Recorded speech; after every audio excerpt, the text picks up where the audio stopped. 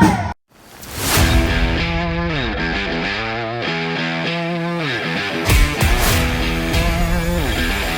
everybody, it's Brian back with Inspiring How You See That. We're the channel that talks about all different kinds of music and entertainment, brings you inspirational stories, and interviews some of your favorite artists. And today I have a very special guest. I have 0 Hour with me. Guys, thank you so much for spending this time with us. Thank you. Absolutely. I should say we're here in Akron. You guys are from the area? Yeah. Yes. Okay. Yeah, we're all pretty much born and raised Akron area. Nice. Yep. And before we started, you said this is only your second show. Yes. So the first one went well, I'm assuming. It did. So far, so good. We've all been playing for years individually in different groups, but as 0 Hour, this is our second show. Okay. Yeah. First one was 2 weeks ago. Perfect. Yeah. Before we go any further, I'll kind of have each of you just say who you are and what you do in the band. My name's Bryce. I play keys, guitar, and lead singer. My name's Nikki, lead singer. I play piano, some aux percussion stuff, occasionally the guitar. My name's Logan. I play the bass guitar. My name's Kirk. I play the drums. And my name's Chris. I play guitar and I sing. Awesome. So you guys, I saw you started your channel this year. I think it was back in March when you put your first videos out. Yeah. And you chose Journey. So that's not an easy one. No. So what was like, all right, let's just go for the jugular right off the bat, or? Pretty much. I've always been an 80s, classic rock girl. That's where my heart lies as far as like music goes, outside of like theater. But I just grew up listening to that song, and I was like, might as well just try it out, and it was a lot of fun to, get that one right off the bat, pretty much. Nice. Yeah, set the tone for I feel like Stranger Things might have had something to do with it too. You know what? Yeah, maybe it's just always a little been bit. a favorite song, but the fact that it was in the Stranger Things soundtrack was kind of makes sense. Yeah. Brought it back into everybody's attention. And so the next song's gonna be Running Up the Hill. Is that what? We joked about that. It's not But, I wouldn't mind. No, so Sure, you've got a couple other songs, and it's not like you didn't pigeonhole yourself just to say like 80s music. So do you all kind of have a different taste in music? How does that come about? I'd say definitely if you guys want it. You guys have the most eclectic. I don't really have any biases towards anything, so I try to listen to everything I can. Okay. Yeah, just try to enjoy it all. Nice. Yeah, I think the goal was kind of to set us apart from other groups in the area was to cover the largest, span of genres that we could, especially given the amount of instrumentation that we have now. That's a little bit more unique. So it opens more doors for different things, for sure. Sure. Yeah, I think versatility was the key there, and that was the goal. And we knew we had 3 members capable of doing lead vocals, each with their own different strengths and timbres of their voice that fit certain songs. And whenever we are working on figuring out what our next material is going to be, we kind of assess it based on like who's going to sing it, who would be strongest here, who's got a bunch of other stuff to cover on their instrument, like kind of weighing both whose voice is best suited for it, also with how much other keys or guitar material everybody has going on at the same time. I think it's interesting that you guys have the 3 singers. A lot of bands you got 1 lead singer, but I think of like Amaranth that had 3 and other bands. So did you come into this coming together thinking that was going to be the plan, or did it just kind of evolve that way? That was pretty much the plan from the start. Okay. Yeah. We Bryce, Nikki, and I went to audio school together at Kent State University, Stark, right down the road here. Okay. And I knew, and the 3 of us went to high school together, so kind of, was aware of everybody was on our radars, like, all right, this would actually be an awesome, like, little super group we could put together and be able to do all kinds of music, and that's exactly what it turned out to be, so. Nice. Yeah. And the videos, where you shot it, is that somebody's house? Because that's a really cool room with the Yeah. So like the stone. Yeah, we run a recording studio. It's called San Run Records. Look us up. Look us up. It's a converted half the house to a full production music studio, and so we had that, and we had the nice ceiling, and it's got nice acoustics in there. So we decided to just might as well film the video in there too. Very cool. Now, I know you've got the 3 videos out now. Are you guys planning on putting some more songs, some new videos out soon, or? I would say so, right? Yeah, it's definitely on the radar in terms of the timeline. Not sure, but we absolutely want to be putting out more content. Yeah. Very cool. Now, second show, and I'm sure there's going to be plenty more coming.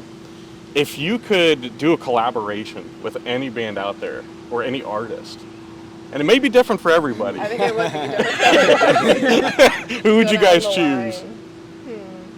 I would choose John Bellion. Okay. I love him. I think he is a pioneer for pop music, and that would be a dream come true. Nice. My pick would probably be Panic at the Disco. Rest in peace, they have disbanded, but you know, if they want to come back together just to perform with me, that would be awesome. There you go. I struggle to pick just one, but I think I gotta go a little off the beaten path with this awesome group called King Gizzard and the Lizard Wizard. Not a lot of people know them, but they're Australian and, you know, they're a lot of fun. Nice. Yeah, Just the name alone. Yeah. They're a vibe and a It's a half. mouthful. I'd probably pick Tool. They're just my heart and soul. And I don't know exactly how we'd fit in with that, but if we could make something work, I'd be all over it. Nice. I mean, Tool's pretty close on my radar as well. It's one of my favorite all-time groups, but I'm repping Neck Deep right now, and that would be it. Their live shows are awesome. The energy they bring is awesome. Maybe not necessarily like a music collaboration, but to be able to like fill in one time and play guitar for that group would be amazing. Awesome. Now, can you disclose anything as far as what the next songs that you're putting out might be? I don't think we've really decided on anything. We picked the first three so that we had some material to show. Sure. To try and get us some spots, but as we move forward, there's some songs in our catalog that really shine, and there's no shortage of them either. So if something's not show ready, we're not going to play it, and everything we've got is at a pretty good level. So we've got plenty to choose from. We'll just have to pick the cream of the crop and go from there. We've got a lot of options. So. Nice. And with you guys really coming together this year, with this only being your second show, what are some of, I'll ask it this way, what's the biggest challenge that you've run into so far as a band? Time. We all have full-time jobs, and I don't speak for everyone, but I know that we all would love to have this be our full-time job, right? But, we only have a certain amount of period. We also only meet once a week at this moment to rehearse, so there's a reason why we only started performing now, because we wanted, like Chris just said, we wanted to make sure that our first group of material was as strong as it could be, because we all strive for perfection, right? So that was probably just the biggest challenge. Like if we had endless time and we met every single day, performances would be much more frequent. Yeah. But you got to pay the bills. Right, exactly. I would also say just the burden of gear for this band is pretty extensive. Like we're not just showing up with an amp and a guitar and now that's it. Like we run everything through our in-ears and through the mains. So really the only stage volume we have typically is my drum set, and sometimes he'll run a bass cab live. So there's a lot of technology going on, which ends up, with a really cool product, but it's a lot to set up. So it's kind of hard to do, impromptu gigs or smaller gigs. Like we need to have that time to be able to, set up and tear down a lot of stuff.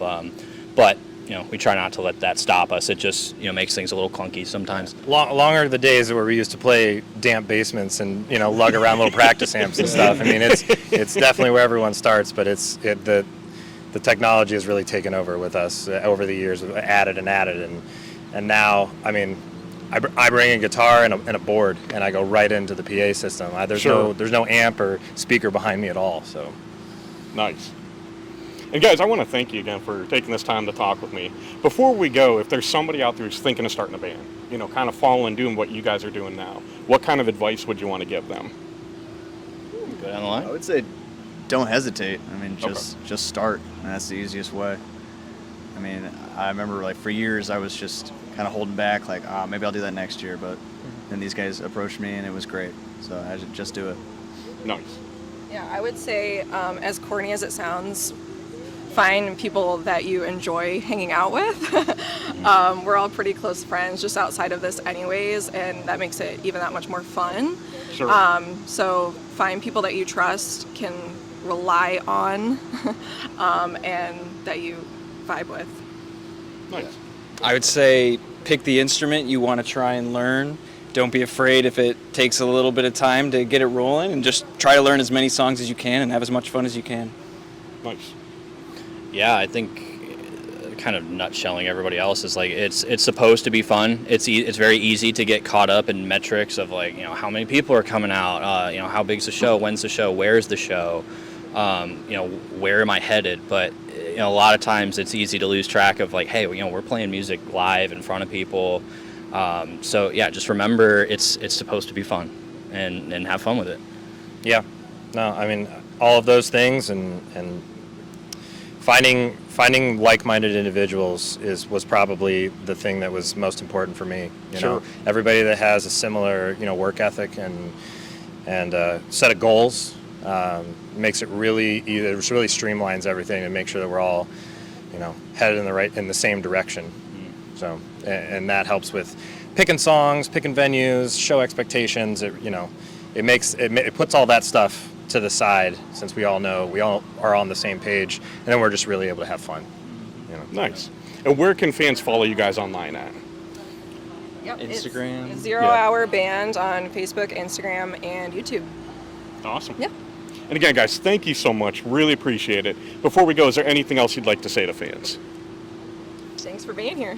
Yeah, just, you know, Thanks for watching. right, yeah, whoever has found us online, you know, we had some videos pop off and we're really appreciative of that. We never would have guessed it, and you know, we're really going to try to get some new content out there for you soon, because you've been great to us and we want to return the favor.